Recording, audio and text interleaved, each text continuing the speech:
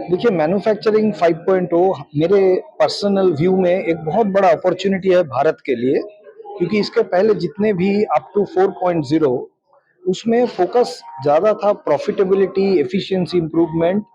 लेकिन 5.0 में human element को सेंटर में रख के ये जो ह्यूमन और मशीन के जो एक कॉम्बिनेशन में स्किल डेवलपमेंट करके जो प्रोग्रेस मैन्युफैक्चरिंग में हो सकता है, मेरे हिसाब से भारत में उसका बहुत अच्छा सोसाइटल और कल्चरल अलाइनमेंट है। When we do business, it should be for the benefit of the people at large, society at large. तो वो इंडस्ट्री 5.0 के थीम में और सोच में है कि keeping human at the centre, you want to upgrade the technology intervention. तो मेरे हिसाब से ये एक बहुत अच्छा अपॉर्चुनिटी हमारे देश के लिए है कि इंडस्ट्री 5.0 को इम्प्लीमेंट करना। और इसमें और एक जगह पे हमारा बहुत अच्छा इम्प्रूवमेंट दिख सकता है, वो है सेफ्टी और एनवायरनमेंट के ऊपर।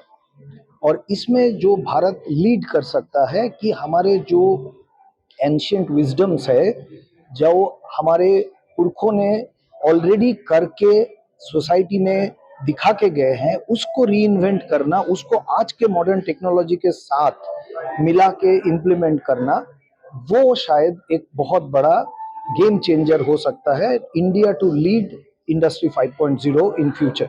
तो मेरे हिसाब से आज के जनरेशन के जो वर्कफोर्स है, वो ज़्यादा आसानी से उसमें शामिल हो पाएंगे। ये बहुत ही बेनिफिशियल होगा, क्योंकि ये कॉन्सेप्ट जो है दिस इज नाउ, इसके जो हमारा नॉर्मल इंडिया में जो हमारा डीएनए है उसके साथ ये अलाइन करता है। इससे पहले के जितने भी इंडस्ट्रियल रिवॉल्यूशंस थे वो सब के सब it was focused on productivity, efficiency, profit making, उन पर फोकस था। ये पहला कॉन्सेप्ट है जहाँ पर कि ये हमारे सोसाइटल बेनिफिट्स, कैसे ह्यूमन और मशीन्स के बीच में कैसे सामंजस्य बनाया जाए, उन पर चीज़ों पर फोकस्ड है, जो एक्चुअली हमारे इंडियन कॉन्सेप्ट के साथ बहुत ही हद तक अलाइन है। और ये truly Indian way of doing things है, जिसको हम बोल सकते हैं। इससे पहले की जितनी भी चीज़ें थी ये इट वाज हमारे लिए डिफरेंट था, हम उस पर किसी तरह एडजस्ट कर रहे थे। अभी ये जो कॉन्सेप्ट है जहाँ पर कि हम societal benefits, corporate governance norm, environmental protection, इन सब को साथ में लेकर के और मैन और मशीन के बीच में कैसे सामंजस्य बनाए और उसको इन सब चीज़ों के साथ कैसे इंडस्ट्रियल ग्रोथ हो, उस पर हम फोकस कर रहे हैं। ये ट्रूली अब ये हम बोल सकते हैं ये Indian way of doing things है, और हम लोग इसके साथ बहुत ही अच्छी तरह से अलाइन हो सकते हैं। और ये समबडी स्टेट लाइक उड़ीसा जहाँ पर कि ये सब चीज़ें बहुत ही इनग्रेन्ड है। हाँ, जो हमारे यहाँ पर सोसाइटी जो है वो बहुत ही इन्वायरमेंट के साथ जुड़ी हुई है, तो बहुत ही हेल्प करेगा। आज के डेट में यदि आप देखेंगे जो इंडियन यूथ जो है वो मैन्युफैक्चरिंग सेक्टर में जॉब लेने से कतरा रहे हैं। आप किसी भी इंजीनियरिंग कॉलेज में जाएंगे, वो इन मैन्युफैक्चरिंग जॉब नहीं चाहते हैं, वो टिपिकल कंप्यूटर सिस्टम में आईटी कंपनी में जॉब जाना चाहते हैं। ये जो रेसिस्टेंस क्रिएट हो गई है, इससे हम बाहर निकल सकते हैं यदि हम जो मैन और मशीन के बीच में जो सामंजस्य चाहिए वो हम मेंटेन कर सकें। कुछ काम ऐसे हैं जो कि बहुत ही डिफिकल्ट होते हैं ह्यूमंस के लिए, वो हम मशीन्स के ऊपर छोड़ दें, और ह्यूमंस जो हैं वो largely they should focus on जो क्रिएटिविटी है, डिसीजन मेकिंग है, इन सब एस्पेक्ट्स पर रहें। तो हमारे लिए जो नए जनरेशन के लोग हैं उनको भी हम मैन्युफैक्चरिंग में इंटरेस्टेड करा सकते हैं, उनको भी हम इन सब जॉब्स में इन्वॉल्व कर सकते हैं, और तभी ये मैन्युफैक्चरिंग सेक्टर ग्रो होगी आज के डेट में। बहुत भल सब्जेक्ट एथे जो मैन्युफैक्चरिंग 5.0 वर्तमान आम केमती ऑप्टिमाइज करवा आम प्रोडक्शन, केमती आम जीरो वेस्टेज हम, सर्कुलर इकोनॉमी केमती हो पार, आम वेस्टेज को मिनिमाइज करवा, कारण आम नेचुरल रिसोर्सेस आर लिमिटेड। तेणु ताको जमती आम स्टील जो स्टील तैयारी करूँ से आयरन ओर तादेह जो बाहर आसे स्लाग स्लाग गोटे आगुरी फोपड़ा होता, एवं से स्लाग रु सीमेंट तैयारी होची। तेणु जिते प्रोडक्ट आम नेचुरल आसूची रिसोर्सेस अच्छी ताको केमती फुल यूटिलाइजेशन हम, वेस्टेज हेनी। तेणु ता लगे आम ऑप्टिमाइज करिया पड़िबो आम सिस्टम, टेक्नोलॉजिकल अपग्रेडेशन दरकार। लॉजिस्टिक आमर वर्तमान ओडिशा रे 2030 मसीहा बेलू 100 मिलियन टन स्टील बनेबा, आम 10 मिलियन टन आलुमिनियम बनेबा। ତେଣୁ ତା ଦେହରେ ଆହୁରି ଅନ୍ୟାନ୍ୟ ଇଣ୍ଡଷ୍ଟ୍ରି ସବୁ ରହିଛି। ତ ଲଜିଷ୍ଟିକ୍ କଷ୍ଟଟା ଆମର ସବୁଠୁ ଅଧିକା ଅଛି ଓଡ଼ିଶାରେ। ଆମର ଗ୍ଲୋବାଲ ଲଜିଷ୍ଟିକ୍ ରେଟ୍ ଯେତେବେଳେ ବର୍ତ୍ତମାନ ଅଛି 8 ଟଙ୍କା ଫର୍ ପ୍ରଡକ୍ଟ, ଏନି ପ୍ରଡକ୍ଟରେ 8% ହେଉଛି ଲଜିଷ୍ଟିକ୍ କଷ୍ଟ।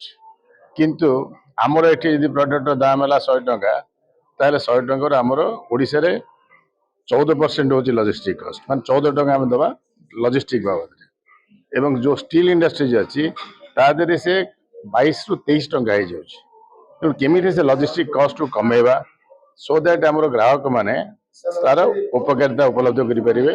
ଯେଉଁ 22 ଟଙ୍କା ଅଛି ଯଦି ଗ୍ଲୋବାଲ ଆଭରେଜ 8 ଟଙ୍କାରେ ଆମେ ପହଞ୍ଚେଇ ପାରିବା 22%ରୁ 8%କୁ, ପ୍ଲସ୍ ଏ ଯେଉଁ ଲଜିଷ୍ଟିକ୍ ସିଷ୍ଟମରେ ବହୁତ ଏମ୍ପ୍ଲୟମେଣ୍ଟ ବି ଜେନେରେଟ୍ ହେଇପାରିବ, ଯୋଉଟାକ ଆମେ ଅପ୍ଟିମାଇଜ କରିବା ଏବଂ ଅପସ୍କିଲିଂ କରିବା ଫର୍ ଦ ୟୁଥ୍। ଯେତିକି ସର୍କୁଲାର ଇକୋନୋମି ହବ 50 ଫଳରେ, ଜିରୋ ୱେଷ୍ଟେଜ ହବ, ତା ଦେହରେ more number of industries will come up, so more employment also will be generated, more MSME sectors will come up. सो ये जो हमने मैन्युफैक्चरिंग 5.0 कॉन्क्लेव किया उसका मेन रीज़न यही था कि उड़ीसा एक बहुत डायनामिक स्टेट है और मैन्युफैक्चरिंग पे बहुत ज़्यादा, इंडस्ट्रियलाइजेशन पे बहुत ज़्यादा गवर्नमेंट का भी ये है, इच्छा है कि हो यहाँ पर, और बहुत फोकस है उनका, रादर, है ना, बहुत फोकस है गवर्नमेंट का भी, और इंडस्ट्री भी बहुत खुश है यहाँ पे आकर।